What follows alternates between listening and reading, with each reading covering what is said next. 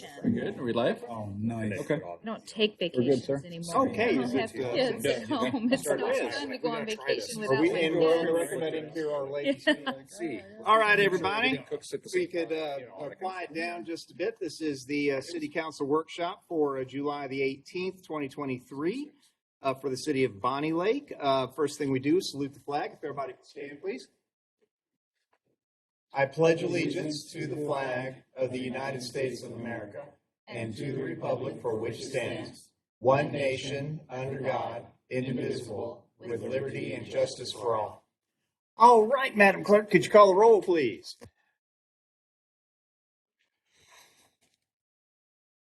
I'm here. Deputy Mayor Carter, Here. Baldwin, Councilmember Evans, Here. Councilmember Fullerton, Here. Councilmember McCombs, Here. Councilmember Swaltman, Present. Councilmember Watson. Here. All right. Deputy Mayor. Thanks. I make a motion to excuse Councilmember Baldwin. I was just going to ask about that. All in favor of excusing Councilmember Baldwin? Aye. Aye. Any nays? All right. Councilmember Baldwin is excused. Before we move on to open discussion, I read about half an hour ago that the case that we had originally lost and put on appeal to Division 2, Division 2 actually reversed the trial court ruling, meaning we won. And this is having to do with the Wazoo Forest property, the Gotcha. Tarragon Midtown properties, Okay. and everything. So sometimes it does pay to appeal, and very pleased with that. Okay, let's move on to open discussion. Councilmember Fullerton. I've got a couple things. So we have our citizen Scott here who lives near Allen York Park, and he was asking about the no parking signs in the neighborhood because we did put an emergency order on that. And he has been calling around trying to figure out why those signs have not been placed yet. And at one point he was told 30 days and even for an emergency order. But then now he's being told September. Also for the 30 days. Yeah. boat launch, we don't have anybody checking to see if there's placards in the boat launch parking area. So there was like out of 26, there was 9 of the boat launch parking truck trailers that did not have their permit visible. And there's a car kind of parked near the boat launch, which is blocking the boat launch a little bit, and somebody reading a book but not checking the permits. Might have to have Scott explain that a little bit better. So anyway, that's the questions and about boat launch parking, and then the parking signs for Allen York Park neighborhoods. Does anybody have any? Yeah, I can chime in on that. So this is one of those cases where an emergency here doesn't necessarily translate to an emergency for our vendors. They are back ordered.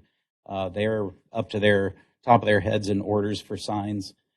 So we've been told that once we place the order, it's 30 days to get those signs. I'm not going to hold them to a hard 30 days just because I know what it's been like to get other signs that we've ordered as well. After that, then they'll come in and then we'll go out there and get them put up. So September, I don't know. If we look at 30 days from today, we're mid to late August. And then we will schedule that work to get done as quickly as possible. So we have ordered the signs though, so we're just kind of waiting for them? Or? We adjusted one change based on comments from our prosecuting attorney who reviewed the signs to make sure that they were something that she could work with when it comes time for prosecution of violators. So we sent that to them today. We should expect a draft back tomorrow, roughly.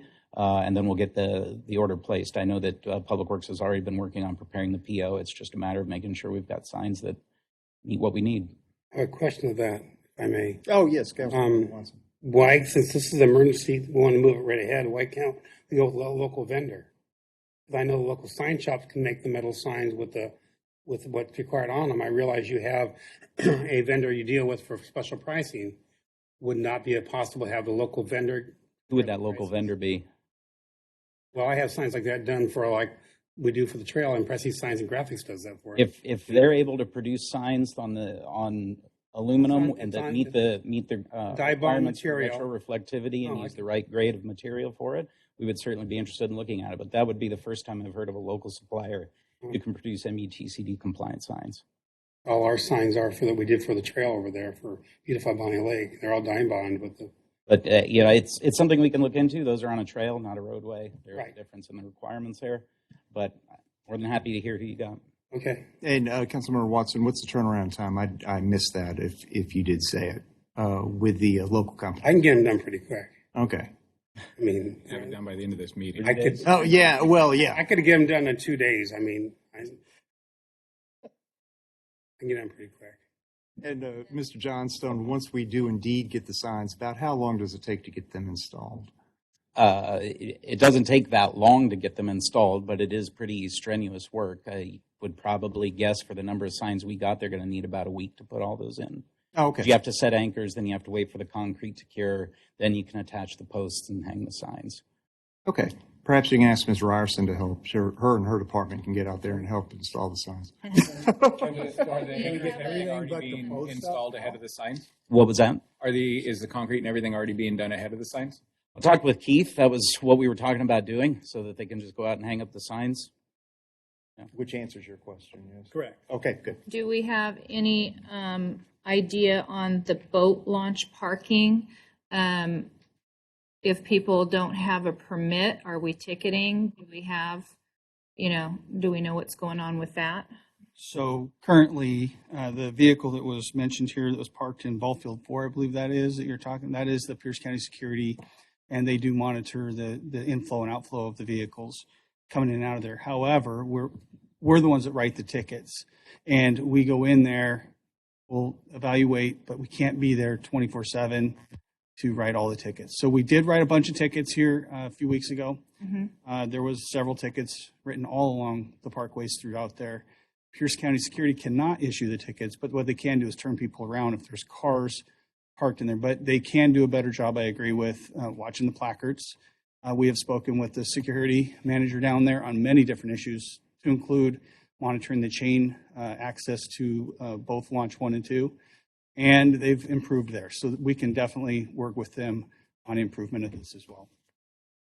Okay, that'd be great if somebody could let them know that they have the authority. I mean, would they turn people away, or would they just tell them, So you can't launch if you don't have a permit, or, what is their authority? The issue becomes is, do they have a permit while they're at the boat launch, right? Because they go in there, they get the code from somebody else, essentially, and then they launch that boat. Pierce County Security's primary focus is making sure the chain is up and down so that we're not getting a bunch of people going through there. They're doing what they can with that, but then what happens is when somebody goes and does a launch and they don't have the placard, then they go and park, right? So that's where we come in to try to make sure we can issue the citations to those people who are doing that. And Pierce County Security is just going to be the ones to notify us. They're not the ones that's going to turn people around. They're going to call us. Okay, that's good to know. And also, I was wondering about if you had considered the proclamation for July for our veterans and heroes, and that I suggested back in June, I believe, June or May. Oh, absolutely. Having a In fact, proclamation for our military, because this is like our patriotic month. It's the 4th of July. we Celebrate our heroes for a month here in Bonney Lake. Actually, we're going to do 2 months. First month is going to be, there's going to be a proclamation for our law enforcement that both work in the city and live in the city, since we are a major hub of of law enforcement that actually live here. We're going to have August dedicated as First Responder Month, which includes law enforcement and all the first responders. November is going to be our military month because of Veterans Day on that month. So we're going to have 2 months. Excellent. Thank you so much. I appreciate that. Oh, not a problem. Open discussion. Oh, yeah. Okay. Councilmember I Watson. have 2 things. Thank you, Mr. Mayor. First of all, this is probably for the council. I received an email from a citizen. The folks on Southwest corner of Bonney Boulevard, 183rd, have close to 16 vehicles on their lot, which it looks like a used car lot. I called the BL code enforcement person who told me that more than one person has complained about the cars there. She told me that there's currently no BL code prohibiting such. I'm wondering if the city council can pass an ordinance limiting vehicles to more reasonable number, like 6, something like that. Would you please look into this and so on and so on. That also applies to, there's some cars on Bonney Boulevard that you're heading down on the left-hand side. And the problem is, I look at those, you can't tell whether he's repairing cars. So then does he have a license to do that? Is it a business license to do that? Or is he just collecting cars? And you can't tell either one. I know this lot obviously is near my house, but the one on Mike Boulevard has been there for quite some time. And when he gets to walk down, it appears that he's repairing cars down there, but it's hard to call an ordinance enforcement when you can't really tell what they're doing. So is that something we should look into as a council to kind of, so yards will look like junkyards with cars in them? Well, Because have you seen this one, Kelly, I'm talking about? Yeah. The private property issues, though, would be interesting with that. Ms. Robertson, who's appearing via video tonight, is that something you might be able to answer currently, or do you have to research it? I can give you an overview, and then if the council wants me to look into it. I haven't looked at the code to see whether Bonney Lake has a junk vehicle code. I haven't ever done any work under it. Many cities do. If you don't, we could certainly do something like that. That's a vehicle where it doesn't allow the storage in a place that can be seen of vehicles that are old and damaged, et cetera. There's also, and I guess I'll just stop there. I know that there are also some cities who do zoning codes that they don't allow a lot of storage of vehicles outside. So that's something else we could look at. And then just in the back of the recesses of my mind, I know that if people are selling cars on their property after a certain number, they need a dealer's license. But so if I could get some more information from Councilmember Watson offline, I can certainly work with Jason Sullivan when he's out of town for the next couple of days, and get some answers back to the council about what options we have. But it would be good to understand more of the facts of the problem you're trying to solve. And I'm certain that we can find a series of tools in which to seek to solve it. Well, actually, Mr. Sullivan will be gone, I think, through August at this point. Much deserved. He's been working 12 hours a day for 19 days a week, from what I understand, but for a while now. So the time he's taking off is good, but it'll be a while before you can consult Mr. Sullivan on the issue. He'll be back Thursday, but then he is leaving again. You're right, for a longer version. Yeah, because I know he'll be in next week. Email to you in a picture of the one lot near my house and stuff that they're referring to. The other thing I want to talk whether it's about, junk vehicles or just vehicle storage is two different issues. well, they're all moving in and out all the time, so I Okay. can't tell what they is. They have a large garage here, which it could be a shop. I have no idea. I'm going to jump in just real quick. Okay. The Bonney Lake Code does have something for junk vehicles. It's in 8.12.010. And it kind of explains that. And it goes into junk vehicles, having a junkyard, vehicles that are a blight to society, that kind of thing. So I think it can be enforced on that one issue. Right. Well, these are all Rather than- moving. These though. are running. Now, I was going to say, are these used vehicles? I mean, are they junk vehicles? Or They're are they- all, no, they're all, they move them. Okay. There's like 2 or 3 sit there all the time. The rest are moving in and out. I see. And on 183rd, they pull out and they're blocking the street and getting things in and out and stuff. Because if you ever look at, they're all side by side parked in this thing there. But the ones on Bonney Boulevard on down, you can see them left-hand side. It's really obvious to the street and stuff. But he probably has 10, 12 vehicles sitting down there on that one. Yeah. And I think he has a business going on, but anyway. The other thing is we've already discussed recently is the Christmas tree Yeah. and your plans for Christmas. I really don't agree with what I have heard numerous things about, and we discussed it in some detail on Wednesday, and I appreciate your feedback on that. If you haven't been aware of it, the mayor has a plan. You can clarify what I'm saying. Moving our Christmas tree lighting part of the event to this corner out here on 410 and Main Street. And the mayor told me he said what he wants to do is have a lit tree out there, so it kind of pulls the city together. And then we can still do the events at the fire station, then we come down Main Street singing Christmas carols to the tree down here on the corner. This is something we've done for years, Mr. Mayor. What we do with singing carols down there. The Kiwanis sets all up the booth for hot chocolate there. Fire department does many things down there too. I think it's a good spot for us to gather. Having a tree lit up here is fine, but I think the event should be held down there. As I mentioned to you also, if they really want to do something that may lose that location in the future, this is the primary spot for it. Why not put a big Christmas tree in front of the building here? We could sing Christmas carols inside here. We can go outside of it too. This would be an ideal spot too. But moving all that event down, and the weather is so unpredictable too. I would hate to have something planned like for singing or whatever that doesn't happen because our weather stops it all.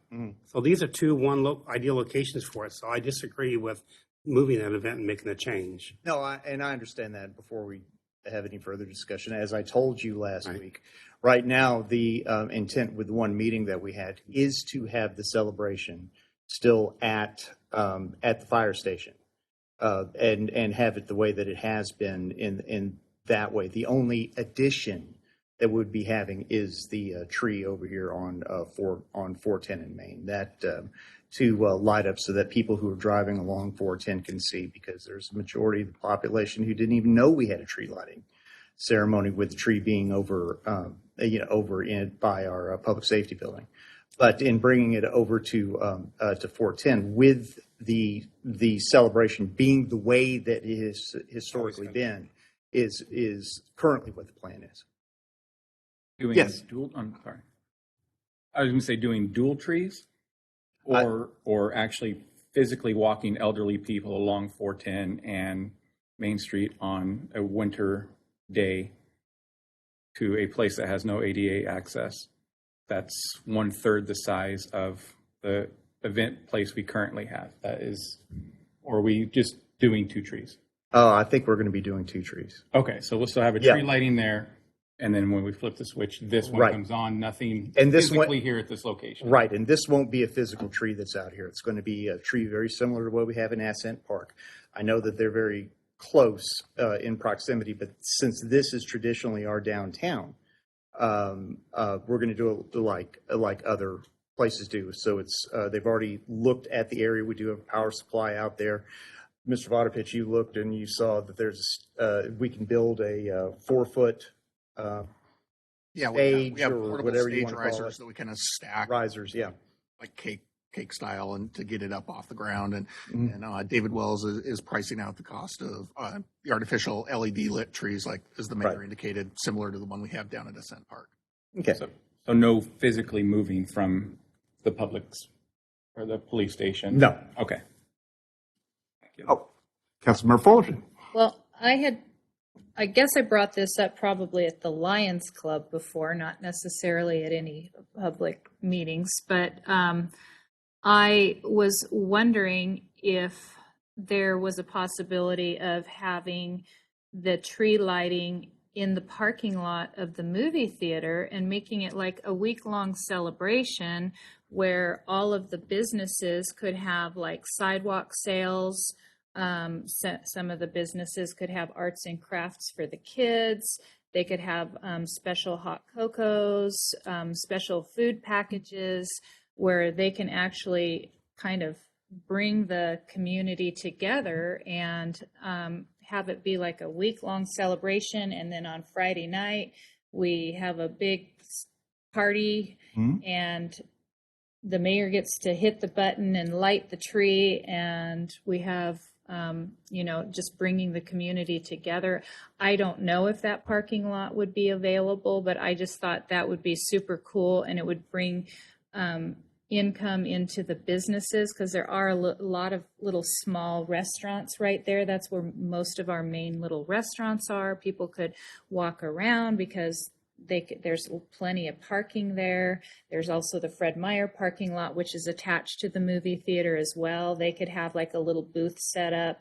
We could have booths set up. We could, if the Lions Club could do it, possibly a beer garden in that back area where it's, not so well lit, so we could have like Christmas lights and things like that over in that darker corner. But that was just something that I had brought up. I believe I talked to David Wells about it, but I don't know how serious he thought I was, but I've been talking about it for a couple of years. I just don't know if I brought it up to the right people, but I just thought that would be fun, and it would be an opportunity around Christmas for the businesses to be able to make a little bit extra money, get their name out there, and there's Glow. People could go in and get a special Christmas drink inside the building, but still see the tree lighting. I don't know. Do the knock. Well, I guess that would be incumbent on how hard you let me hit the button. If you give me a sledgehammer you can do at the fair and do it that way, We'll then, make it look like a candy cane. We'll make it look like a candy cane, and you get to just bam. Well, in all seriousness, That's just a thought. I will bring up that thought.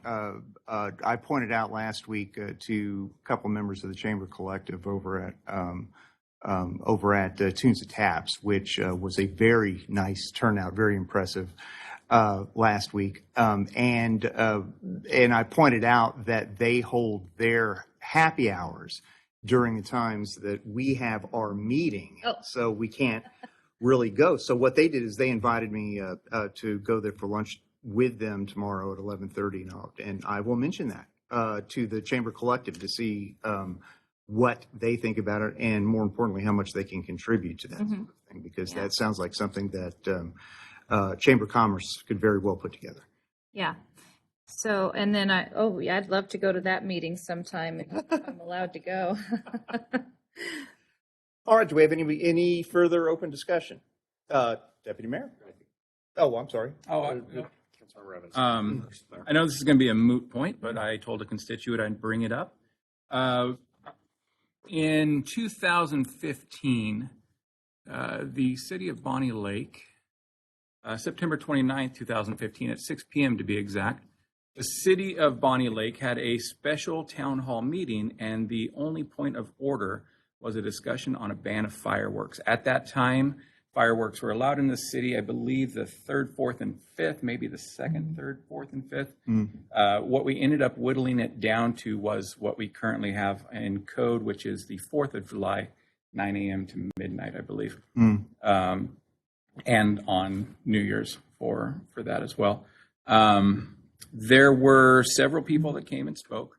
According to the minutes, the ban was, let's see here, there were 13 individuals that were in favor of a ban, and there were, let's see here, I believe it was 8 or 9 that were opposed to a ban, which is how we ended up on the compromise. Now, this was prior to, I was running for council at the time. This was prior to me being on the council at that time. I do know that 2 of the people that were against the ban were the actual fireworks TNT people themselves. So, naturally that they would be opposed to that. I say all this to say all this. I know the council here will not enact a ban, so we talked about it in public safety, and we have until August 1st at 4:30 p.m. to put an advisory vote together for the November 7th election. Is that something that we would be willing to do? What's the cost? We're already on the ballot. I don't know what the true cost would be that we're already on it, but it'd be different if it were like a presidential year where we weren't already spending This costs is on general election, right? Is that what you're talking it. Yeah, for the general election, in November. Yeah, if we put it in by August 1st, we have until August 3rd to get the pro and con, and then August 7th for a rebuttal statement. But August 1st is the ultimate deadline for at least filing with the county our intent to. I think that's a good idea. We've talked about so much, and round and round all these years whether we should do it or not, and trying to get down to one day is something. But there was so much this year before and after the 4th. Yeah, I thought being on a Tuesday it would be lighter, but instead it ended up being a 4-day, week-long. People on Myers Road and in the county are real loud over there. Who would be There was writing a lot of freedom being spread this year. Yeah. Who would be writing the pro and the con? We would have to put that out there. It could be written by anyone. Okay. We could put it on the Facebook page or something. I don't know if we would have to then select of multiple cons who is, or if that's up to the county to select. Well, certainly wouldn't want multiple They cons. some kind right, of that sort of some kind of process. I think they put their names in or something, and the council ends up picking a pro and a con committee people or something. I don't know. For the cost, our elections run between 30 and 40,000 each year. When we did that last advisory councilmember swapment, I think it cost us about 5,000. That was 4 or 5 years ago, I believe. For the marijuana? Yeah. Yeah. So I think that one was about 5,000. So it would be less than $5,000. Because that was piggybacked on our Correct. election cycle. Correct. I guess I don't have a problem with doing an advisory vote. I'm not super keen on unless some overwhelming vote that says, "Hey, yeah, you guys should do that." I guess both. Well, I'm sorry. No, that's okay. That's all I have. I don't have. I've gotten a few messagings on it, all being negative, all being cons. The people who are concerned about fires and their property and the noise, the nuisance that goes along with it. Albeit it hadn't been many, but it has been a number of them to where it might putting an advisement on there just may be worth it. It will also tell the people that we are listening to them, and we can get their opinions through the ballot like they should be. So the nice thing about the advisory vote is it is citizens. Right. Prior to the workshop or the special meeting, I believe there was a survey monkey that went out. But again, there was no way of pinpointing if those people were Bonney Lake residents because that just wasn't a factor that you could dial in. So I think that one was more pro fireworks than what the people came and spoke. And of the 13 to 9, I don't know what the ratio was of direct citizens. I know 2 of them were Tacoma residents that had the fireworks stands themselves. So who suggested the name Survey Monkey anyway? I mean, how can you take that seriously? Yeah. Question gorilla. Yeah. About as scientific as it is. Kelly's got a question. I have a question. Yes, Councilmember McClymons. I'm sorry. I thought. Yeah, the attorney has a question as well. No, she's probably just going to tell us that it takes 3 years to enact it after it's That's put a in. problem too. It does take 365 days, so it wouldn't go into effect even if the advisory vote came back. We took action in December or January. It wouldn't even go into effect until The year after. the year after. afterwards. Yeah, so we'd be 2025. Councilmember McClymons. So I think the advisory vote's a good idea, but I'd also like to add on to the advisory vote that we would see if people would like to decriminalize the Seahawk celebration fireworks, right? Because it's like, I don't watch football, but I always know when the Seahawks are playing because there's a bazillion fireworks going off. And those poor people are criminals, right? Currently. And so I would ask along those lines would it be fair to decriminalize fireworks for Seahawks celebrations? Because I don't think those people mean harm. And I'm not sure I've heard a whole lot of people against that. And I certainly know it goes on, right? And when it comes to pro-con arguments, I know I see a lot of pro arguments on Independence Day.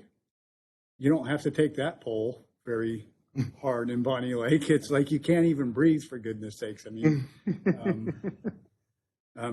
seriously. I mean, my granddaughters were like, "Grandfather, I can't breathe," and it's like, yeah. I mean, there was a lot of smoke, right? Smell of freedom. Yeah, exactly. Well, it's part of the celebration, though, right? I mean, that's the song too, right? Oh, rockets, red glare, bombs bursting. No, that's a point well But taken. anyway, Yeah. but I think if we're going to do an advisory vote, I'd also like to see that because I know we've had this discussion over and over again, like, so are those people criminals? Do people really care about it? And I think if we're going to take an advisory vote, I think that would be something that I think would be awesome. And that if we would know, I think it would be awesome to know what people in the city think about it. Yeah, exactly. Civil liability versus criminal liability, which is much, much higher. I mean, civil liability, if you even unintentionally do some damage to somebody, they'd be liable for fines. But as far as it being some sort of criminalized, that does seem a bit stringent. Okay, so maybe they're not criminals. Yeah. Right? Maybe they're not criminals, Yeah. but they're civilly liable Right. for damage. And I know the burden of proof for that is so high that it's nearly impossible for our law enforcement to even cite anything on that, because the code states we have a law enforcement officer has to physically watch the ignition of that, not just a pile of mortar sitting in someone's front yard or driveway when they drive by. So I know that's really. But I don't know, Chief even Boyle's if you good at drop that. it Who to did an it? infraction, it's going to be the same thing. It's like a speeding ticket. You have to be able to see the person speeding to give them the ticket. Oh, okay, yeah. Same thing. All right. Ms. Robertson? Thank you. I just wanted to give the council some information about the process to get things on the ballot.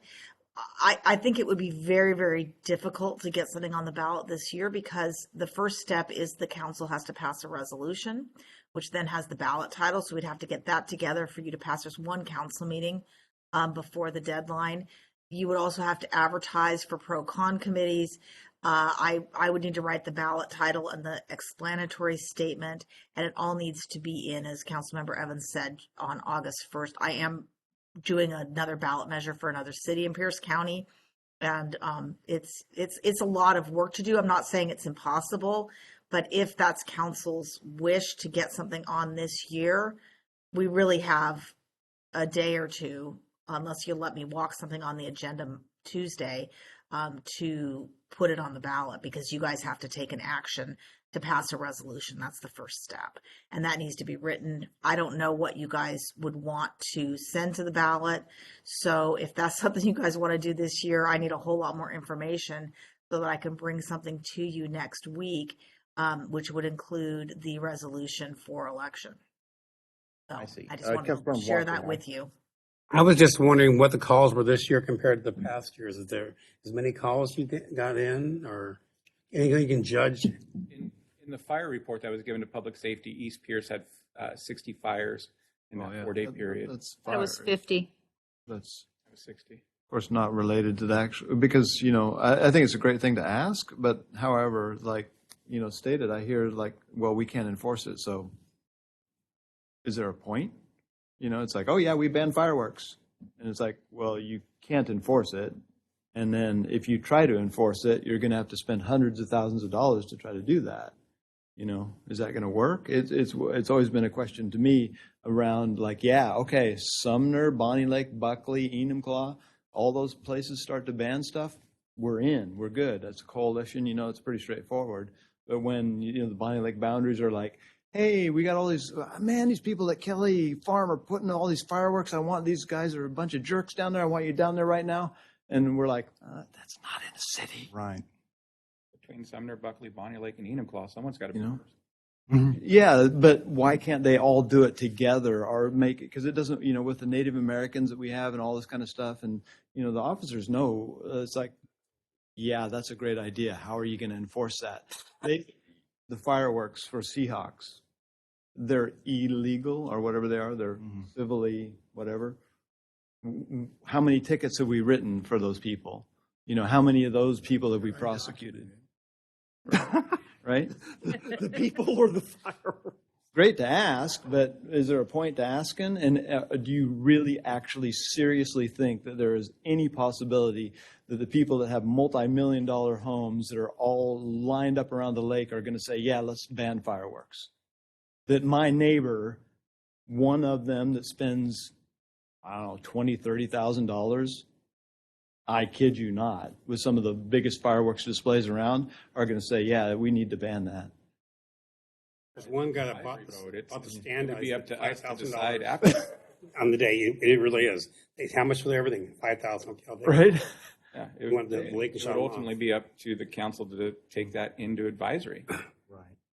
an advisement. I mean, that's the purpose. There's no way that the majority of the citizens of Bonney Lake are going to ban fireworks. There was no way we were ever going to open a marijuana store in this city, but guess what? We Those put it are on the ballot. super easy to regulate, right? Because it's a business license. I either give you one or I don't. How am I, again, if the fantasy land of banning fireworks comes true, how are you going to enforce it in Bonney Lake? Then you look at our code. You can look at our code and say, well, instead of having to witness it, maybe there's some other things we can do that might be a lighter infraction that may have. Oh, good. No, I agree. I agree. That's My good. point, which I brought up at public safety, I believe I was the one that just put it on the ballot and let's see what people think. But I feel like, yes, I get the complaints. I read the letters. However, people like me who I didn't set off any this year or last year, but in years past I have, and I do my due diligence. I have buckets of water. I have hoses. I make sure that I clean up and make it cleaner.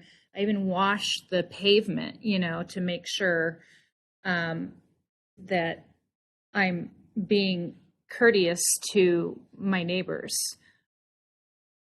And I feel like by banning it, you're punishing law-abiding citizens who are just wanting to celebrate their freedom and liberty and their pursuit of happiness. Part of the Declaration, but I mean, it's the ones that we hear the complaints from are actually small, because the people who don't complain are the ones that are enjoying their freedom and they're enjoying it. So like people like me, I don't think anybody's complaining about it. I don't know that if I wasn't on city council, I have no idea that somebody wrote a letter that they weren't happy that their dog was distressed on the 4th of July. So I think everything's well and good, because there's probably 50 people sitting there watching my fireworks display, and we're all having a great time. We shut down at midnight and we clean it all up. The whole neighborhood gets in, they start sweeping away, and we've had a wonderful time, and we go to bed thinking that, we did a good thing for our neighborhood. And then all of a sudden I get the ballot that says, oh, you guys are, a nuisance and you're causing a problem for your neighbors, and they've written into the city council and we want to ban fireworks. I mean, you can regulate people to death, and people are just dying with all of these regulations, all of the new laws, everything that's coming through. We're not allowed to celebrate anything anymore? I mean, Well, I don't know that it's a right that we get to blow up stuff. So I don't think it's constitutionally a question we need to consider. You said in public safety, your husband's car was just littered with. well, somebody actually lit a firework on my husband's car. I wasn't complaining about it. I mean, I was distraught. I wasn't happy, but that doesn't mean I'm going to ban people from having fireworks. For all I know, they thought that I let off some fireworks this year, which I did not, but maybe they thought it was me and they give me a taste of my own medicine. So they blew up my husband's car. We just washed it off. Councilmember McClellan. Just to make sure I understand. So the advisory vote for an election that we already have candidates in winds up being about $5,000. Right. Give or take. But it would be more, as Ms. Robertson has pointed out, because a couple things. One of them is that we have to have a couple of literally 2 days to get it on the agenda for next Tuesday, and then we're going step by step. Ms. Robertson would have to write the resolution. We would have to get the pros and cons committee going. It's a little bit more than $5,000 from what I'm understanding from Ms. Robertson. The 5 is the county cost. Right. Her cost would be the same whether it's this year or 3 years from now. And it wouldn't be 3 years; it'd be 2 years. Yeah. No, I know. I'm just saying. And are we attorney costs are suggesting- going to be attorney costs. So I think it's great to ask the questions from the voting public. I think that is a awesome way. That's the best feedback we get, right? Mhm. So I like it, but I don't know if it's worthwhile for an emergency this time, right? Yeah. Yeah, but I think it's important to ask. But there's a bunch of questions I want to ask. Yeah, I are we want to ask about suggesting parks. an- I want to ask about Seahawks. I want to ask about Yeah. Independence Day. We're going to do budgets next year, later Yeah. this year? Yeah. We're going to do budgets later this year? Is there another? There's just a budget amendment this year. Oh, okay, so next Budgets year. are next year. So, Yeah. so that's something, Kelly, you could ask for a decision card on for, $40,000 to maybe- put five Five things on five the. things. Yeah. And are we And suggesting actually, an I- alternative where we would say, hey, we're not going to allow you to do fireworks in Bonney Lake. However, the city of Bonney Lake is going to put on a fabulous show that you can come and watch as an alternative. And we're going to spend millions of dollars just lighting up the sky with beautiful firework displays with lots of music and loud bands from the high schools. We're going to bring the community together, and we're going to replace it with a grand celebration. Or we're just like, nope, you can't celebrate at all. So we do have fireworks planned for Bonney Lake Days. I know it's not. But that's a professional. those are That's a banned. professional. We have bands. No, they're not. Actually, under the I code, know, they're I'm not. teasing. They're professional. Is there an election cycle that's up that we're able to get in more easily, so there wasn't some kind of, so we could put several things on? I think it'd be 2 years from now that we would have to put it, that we would be able to put it on the. It would be that late or something. There's not another one that we can tag into that we already have to get. Not short of a Yeah. special election if one of us left, I believe. And that, yeah, oh, Ms. Robertson? So there's 5 potential elections in most years. There's February, no, 4. I need to count correctly. February, April, August, and November. These special elections, which are the February and August, tend to be more expensive because there's less on the ballot. Right. So with Pierce County Elections Office, they will talk to you and let you know when things are coming in. And if the resolution is written correctly, it can slide from ballot to ballot. It can be written so that it can go on the ballot at a time that is, cost effective, et cetera. And then it could go on to potentially the primary or the general election next year, or the special if they're running a lot. It just tends to cost more if there's fewer things on the ballot because there's fewer agencies to do it. So February would be the next election after November if you wanted to have something on the ballot. Now, And the process but- is the same otherwise. But it would be, from what I can assume, it'd be more cost effective for us to consider the general election next year. Or the That's primary. usually- Yeah. Yeah, or the primary primary. in August, Actually, or it the could be. general in November. Is I mean, there's gonna typically be more a general cost effective. election next And I need to year. apologize Yeah, for but we council. won't I have have it. another meeting at 7, so more I'm than gonna have to scoot out. So if you guys are wanting this to go on the ballot and we bring something next week, please give very clear direction so it can be relayed to me. But otherwise, we can certainly take this up at a later date and put something together and get it onto a different ballot. And now you have less than 2 minutes with us left, correct? Yes. Correct. I would be for doing this at a later time. Okay. I'm okay with I would doing it, agree. but I don't see the emergency to do it. Don't need to rush it. Okay. Yeah, I agree. Well, do we have any other issues on open discussion?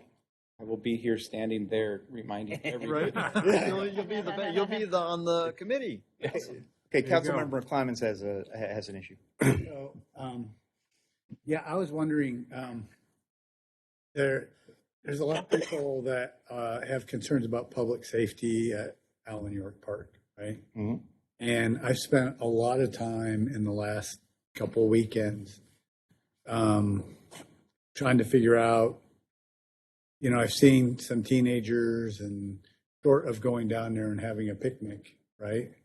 Of seeing, other than was it the May 18th?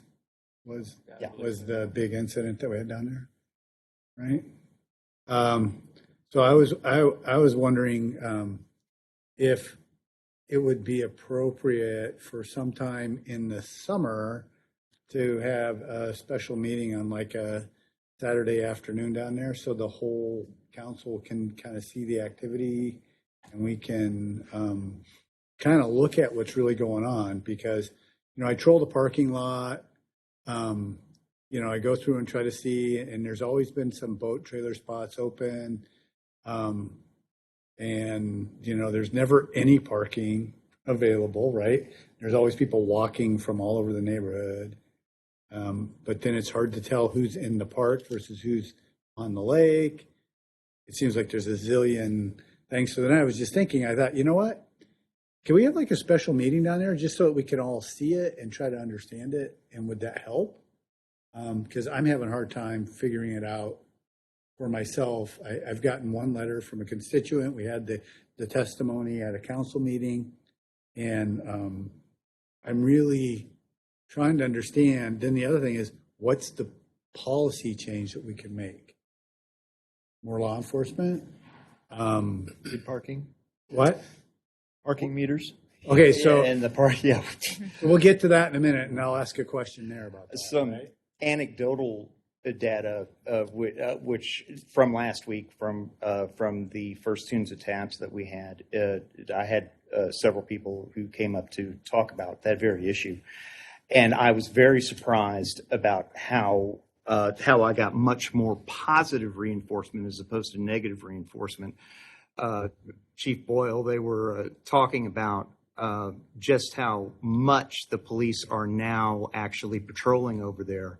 It has, and that the incidents have dropped considerably. Now, I haven't had a chance to verify those numbers yet, but would that be true that the number of incidents have indeed dropped? Because I was hearing how people have been saying every time they go out there, they see Bonney Lake law enforcement going around and patrolling.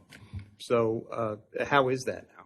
So as of, I was on vacation, so I don't have numbers to give you for this past weekend. However, before that, we had increased our patrol staff and offered overtime, put people out there, put a sergeant out there along with two other officers, put our MSU out there off the water so that they face the boat or face the boat towards the beach side and they can see what's going on. They call it out. They can walk on the beach as well. They have 360 view. So that's what we tried to do by putting more people out there and trying to curb some of the issues. And to my knowledge, as I sit here, it has curbed issues, and we did have a lot of good positive feedback. Good. However, I really like that idea of holding a meeting out there and having our citizens come on out and and do that rather than them having to come to us here if they so feel like doing. If we were to actually advertise it and have a meeting out there, I believe that would bring us and the community together a lot more. I think it's a good idea. Deputy Mayor. Thank you, Mr. Mayor. In relation to that, you're asking about things we can do. Obviously, the one thing is on our workshop deal tonight as far as parking stuff. That's been discussed at Public Safety. It's been approved. It's in the budget. Like all that stuff is kind of already done and moving forward and should be enacted here soon. The other thing is what I ran on as well. I'm like, we need to fix Allen York Park. It's been a problem since I started here. Is to reconfigure the park. And we've talked about a little bit about that. And I think council is on board with moving forward with making that so there eventually will be a one-way in, one-way out, a way for the boat launch and everything to kind of work. It's going to cost money. It's going to be in the future. But ultimately, that's the only way you're going to solve the problem. We can continue to do a Band-Aid with throwing more cops at it and it does help. But it's a Band-Aid. So. Yeah, Councilmember Clemens. Yeah, when it comes to that Band-Aid, I had 4 people last Wednesday talk to me about the Band-Aid. Nobody was impressed with it. And there were actually 2 neighbors that were like, don't do that, right? A couple of people were just like, why do we want to spend that money, right? So kind of interesting getting that feedback. I say that to make this point, which is,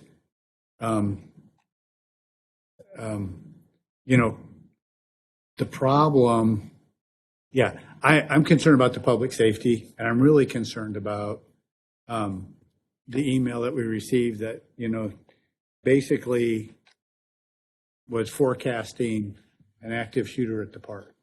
And if there's any way we can avoid that, that'd be a good thing. I just don't know how you can guarantee that, right? You can't. You can never guarantee that. Right. Right. So do we have anything in our policy that's a failure now, though, that's easy to fix?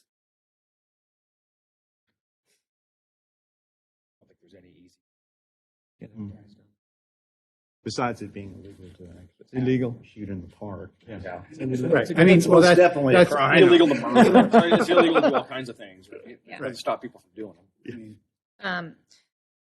So to that point, Scott brought up also that there's that new apartment complex or condos or whatever that are being built across from Allen York Park. And there's a lot of, or a few of the residents or their guests that are actually parking over at Allen York parking lot. So that's taking up spaces as well. If we make it so that they have to pay, then they're going to be less apt to park there because they're going to have to pay per hour. Yeah, I think that, You know. that would be what we're going to be discussing here in just Yeah. a few minutes. So I'm just kind of throwing that out there. Yeah, I can most Could definitely probably see leave that, that as a into problem. Ryan Yeah. unless we have other discussions. All right. Oh, Councilmember Evans. If we're done on that topic, the last few years we've had the Taste of Taps, and maybe I'm wrong, but when I'm there, it's been kind of a little sluggish. It's usually in the morning. The only thing we've ever posted about Taste of Taps was on June 30th, and it was the flyer that we got sent out, that black and white flyer. There's nothing on Facebook that says specifically, hey, this Saturday we're having a great event. Come bring down your family, Taste of Taps. We've got all these vendors here. This is the event that we're having. The event was originally posted on 5/31. The only two things mentioned on Facebook. It's not even showing up on our news events on the city page, the city website, or it's not even showing up on our calendar at all. So if we actually do want to be more successful for the city and for our vendors, we need to do a better job, much better job at advertising this stuff. Agreed. Heart by Heart is always the biggest. Right. You'll see as we get into some of the later bands, it'll dwindle off. But the only thing we posted about Heart by Heart was several hours before the event when the band was doing their setup. So fortunately, they're always a big draw. So you don't have to advertise that. But I want to make sure our vendors that are paying money to be out there are getting some effort put in from us. Make sure that we're drawing people to their services and companies. Yeah. Now we did include the bulletin in everybody's utility bill. So Who here has ever opened their utility bill? Yeah. We get those?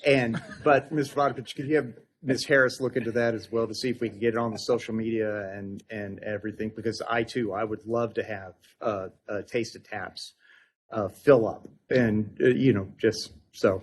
And that falls back to what I sent last year. Why we had so few people at the Christmas. A good breakfast. Yeah. I went back and showed you everything. There was nothing Finger on that. blast So. on grill. Messaging is becoming primary focus on that very thing that we are working very hard on getting the messaging out. Yes. I mean, Sumner has Carmen, and I know that she is tops in what she does, and if we could ever get anywhere near that, that would be incredible. But yeah, I think our branding is off right now. Mm-hmm. Yes, Deputy Mayor Carter. Thank you, Mr. Mayor. I'm going to be super quick. I just wanted to thank Sadie for putting on a great event today with the whole hot dog thing. It was a great time. Hopefully more people can be there next year and participate. I didn't see the notice in my utility bill. So Yeah. I'm not sure. And then I enjoyed it mentioned- too, and you did a great job for the council. you did, and I was yeah, going to thank you. support Terry. Tom did a great job of supporting me.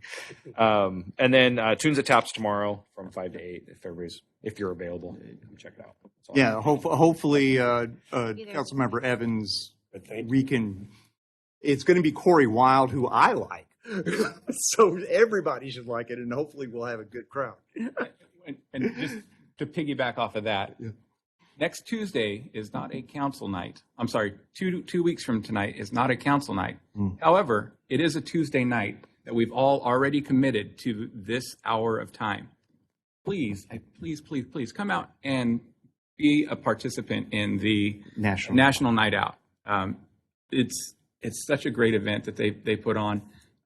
It's an amazing time to be in front of the community at an event that's so well liked and well attended. So please, if you don't erase council on your calendar, just put different location. So yeah, if you come in here and see a big empty hall, go, oh yeah. Maybe we can ask them about parking there at National Night Out. Maybe we make that a Maybe a bunch of mandatory meeting community there. offsite. And had I heard about your Tijuana dogs, I most definitely would have put off. I have more. Good. They're in the air fryer now. Yeah. All right. Should we move on to review the council minutes? Councilmember Watson? There are no corrections. They were perfect. There's a lot in there too. Check. Very good. Good Now job. we have a discussion item on Ada Park, as been a couple times tonight. At Allen York Park, I'll turn the floor over to Mr. Johnstone. Thank you, Mr. Mayor. You'll see in your packet a briefing memo, as well as some slides from a presentation that a few of us sat in with a company called Wayleader, which was the selected alternative that we were pursuing based on past direction from the council. Not a whole lot more to add on top of what's already in my briefing memo. It clearly states the current status and where we've been with this effort. I'm happy to take any questions, but at this point, that's basically what I have to share regarding parking, and I would just leave it there. Hey, Councilmember Clemens. I brought this up in an email because I've had a lot of interaction with the public in the last couple months, and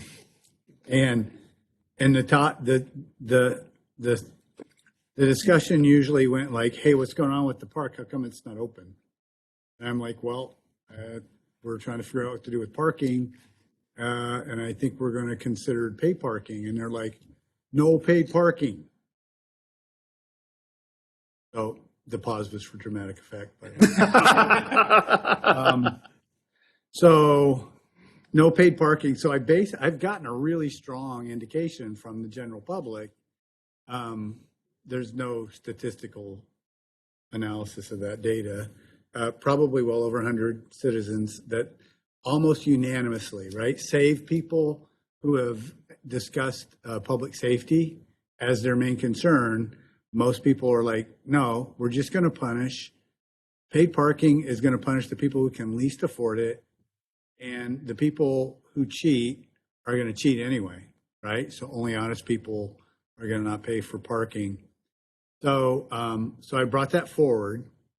And then looking at the Wayleader, it raised another concern I had, which is about the surveillance state, right? Oh. I mean, super concerned about mechanizing information gathering as our local jurisdiction. Whenever we encourage the general public to use an app on their phone, we have to be cognizant that we are becoming part of the surveillance mechanism. That app will be utilized to gather data. Is there any way to enter into an agreement that none of that data gets broadcast and it's completely anonymous? Because I'm super sensitive to the fact that we're gathering data of people's location and their activities and the duration, and what protections are we going to put in there that data is not exploited? Yeah, that is a point well taken. Do you have an answer, or is it something that we? I actually did not include in the packet, but do have a couple slides that to some degree addresses that. Okay, good. Obviously, there is interest in collecting some basic data because we do have the possibility with this to be able to alter how much is charged for parking based on number of people in attendance, time of year, time of day, and so on. I can say, without getting into too many particulars, because I really wasn't expecting a question to go in that direction, was that Wayleader has these systems installed in many places. They have many protections for personal data in place, including some certifications regarding data handling that is not for a civil engineer really to be able to explain adequately. But I did not see anything, John, the chief, did not see anything that was concerning to them regarding how that data gets handled. And I believe that what they do use would actually be really beneficial for us because it'll help us establish a history of how the park's being used, what time of day, seasonally, and so on. And it's anonymous. They're not collecting people's names and anything beyond what they would use to pay, I guess you could say. They are getting that information. But that information is collected when you go to Fred Meyer. It's collected when you go pay for parking anywhere. That data is already out there. It's not going to be newly collected data here at Allen because they just chose to park at Allen York Park. And so I don't believe that there's a risk there to the public beyond what they've probably already exposed themselves to.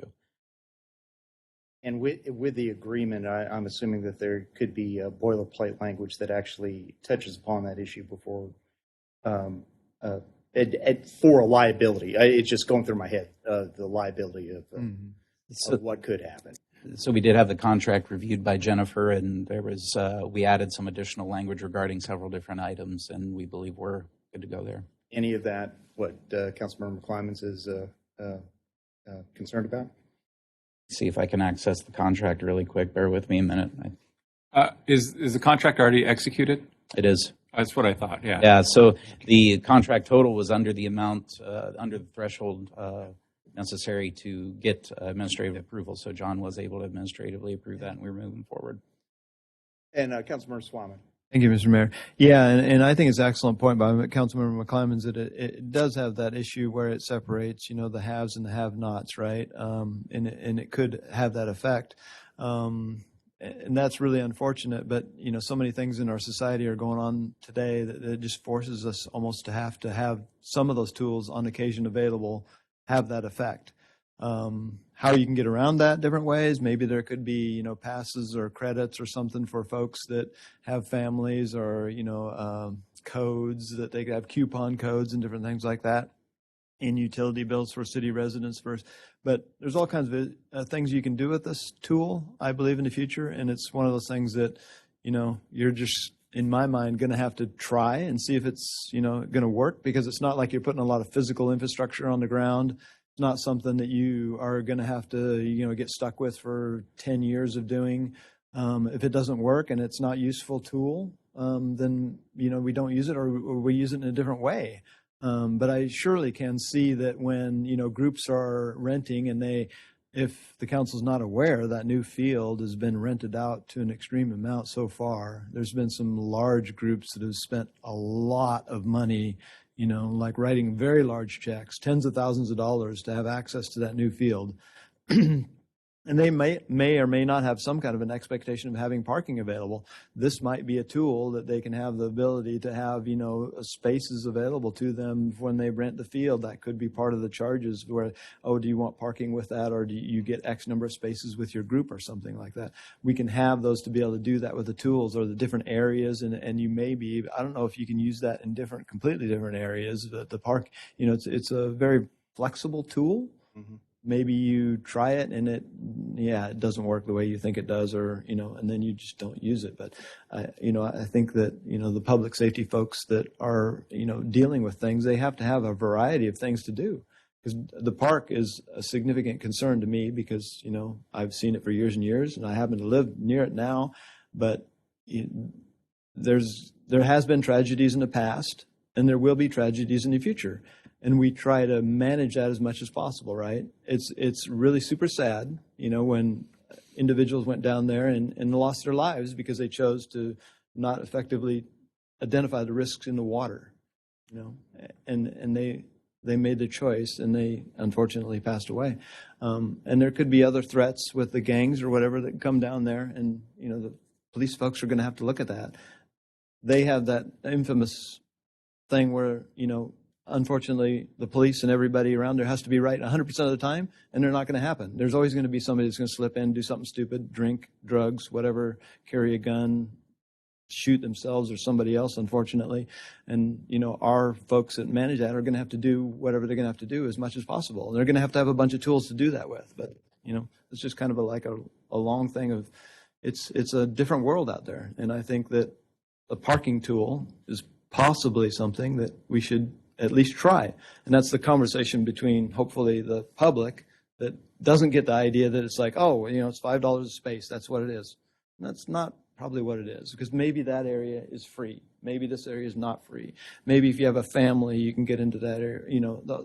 It's some kind of tool. That's that conversation, that longer piece where the public needs to be really informed about what the council's trying to do to try to address things with whatever tools that they can use. So, I think it's an interesting try because I was like a little bit hesitant when you're going to put parking meters on each space, old school, that you're going to put coins in it or whatever. That's going to cost you a lot of money and you're going to spend. But this interesting tool to try. Okay, Councilmember Foley. Yeah, so would we need to have all of the spaces numbered No. so they can just essentially rent a spot for however many hours they think they're going to be there? And would we be also implementing this in the boat launch parking, or is that going to be included in their permit? No, this will be implemented in the boat launch parking area. It'll be slightly different in that what we'll be able to do with that, and what we've been talking to Way Leader about doing, is actually having a reservation system similar to what Pierce County is doing up at the park in the north end. So someone can say, hey, I'm going to be out at the park on Saturday, and maybe it's Wednesday. I'm kind of grabbing stuff out of the air here, but they can go ahead and make a reservation at that time to be able to park there on Saturday, and then they have their space available to them. And there will always be grousing at the very beginning because it's a change, but looking at how that goes is probably more important. Councilmember McClymonds. So in that case you mentioned, what happens when somebody has a reservation but there's no parking space? So in the presentation with Way Leader, it won't allow you to rent a space if all of the spaces are rented. So it just won't allow somebody if they have all the spaces rented on a particular day at a particular time, it won't allow any additional reservations. Do they enforce the parking then? So we enforce the parking, and I've got a plan for that as well. I've been working with the chief a little bit, some changes within the Public Services Department that will allow us to hopefully, pending approval, bring on another code enforcement officer without increasing the number of FTEs in the division or in the department. The primary objective of that code enforcement officer would be parking enforcement. So you're saying it's not like Alaska Airlines and they don't overbook?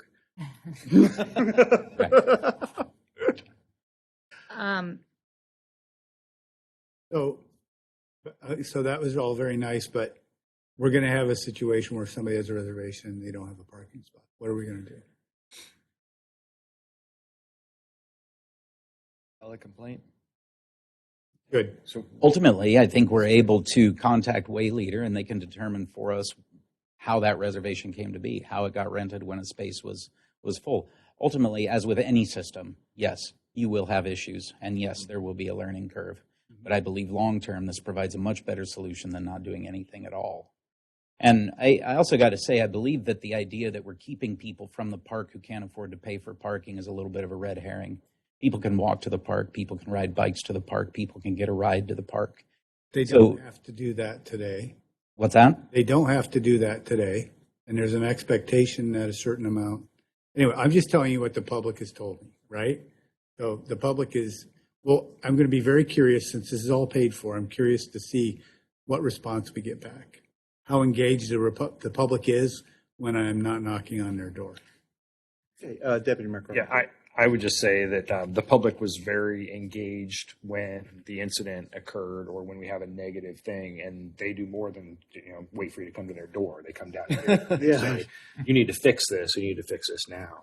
We all know what the part of the problems are, and we know that some of the difficulties, and it's a difficult situation. But I don't think you are, I understand nobody wants a fee to go up, or an opportunity to be taxed, or a fee, or whatnot, ever, right? That's not what we want. So I think the answer is always like no, no, no. But you're trying to address a problem, and you can't have it both ways. And the citizens say, I want you to fix public safety. I also want free parking, and I want. So at some point, we need to give the police a tool to do their job to make the place safe. This is just a tool to do that. Obviously, it's not going to make it safe, but it is a tool to assist with that whole process. And they need multiple tools in their toolbox to make that whole thing kind of work. So like Councilmember Swatman said, this is a thought, hey, we try it. If it works, great. If it doesn't, okay, we do something else. I do like the flexibility in it that we can, it doesn't have to be pay all the time, right? It's not full all the time. It's not a problem all the time. During the winter months, probably, I'm guessing it'll be free and they'll figure it out or whatnot. But when you come to those times where you're putting a lot of people all in the same place and there's going to be drinking, drugs, whatever, as much as we try to stop that from occurring, it's going to occur. You're going to have problems with people. So the only way we can try and do that is to give them that tool to help. Sorry. Mr. Johnson. I realized maybe I was only looking at one scenario to Councilmember McClymon's question. I wanted to make sure and just state for the record that if people are pulling in and parking illegally in the boat trailer parking, they didn't get a reservation. Let's say there wasn't an issue with that. They're going to get towed. They're going to get yanked. I believe we're at a point here, and I certainly don't mean to be speaking for the PD, but I know you guys have been doing it. You've been towing people and citing people, and I think that we have to remain consistent and continue to do so. Okay. Appreciate it. Yeah. And thanks for putting it on the agenda. Okay, do we have any other discussion on it? Yeah, Yes. I was just Councilwoman. wondering, how long is the contract with this? So say we wanted to try it like this year and next year and kind of see if this helps to kind of bring down the traffic a little bit. And do we know how much do they charge like at the Pierce County area? So Pierce County is $7 for passenger vehicles to access the park. To answer your other question, this initial contract is for 24 months, and it automatically renews at the end unless we give them 30 days written notice. Okay. So then we could try it for 2 years and see if that helps to kind of bring down some of the problems that we're having, if it helps public safety and helps the law enforcement officers to be able to do their job better. And we can manipulate the price so that it's not, I don't think it needs to be $7. I think that's kind of astronomical. I would hope pay per hour or something even. Well, Ms. Johnson, make it $6.99. Yeah. Noted. And it usually is a pay per hour. When you're there, you plan on being there. And maybe I'm speaking out of turn, but the apps I've used will say, how long do you initially think you're going to be here? And the cool thing about using the app is it'll text you 15 minutes before it's expired. Do you want to extend this? Yeah. You just boop, hit that, another hour, and then you're continuing to go. And we are planning on making like Tunes at Taps and Taste of Taps. That would be complimentary parking for the special events. Right. Sure. Absolutely. Yeah. Special events always. Yeah. Okay. Okay. Okay. Well, got this. Will this be going on an upcoming consent agenda? Or Already done. Okay. Okay. Good. All right. Well, we don't have an executive or closed session tonight, so seeing no more business,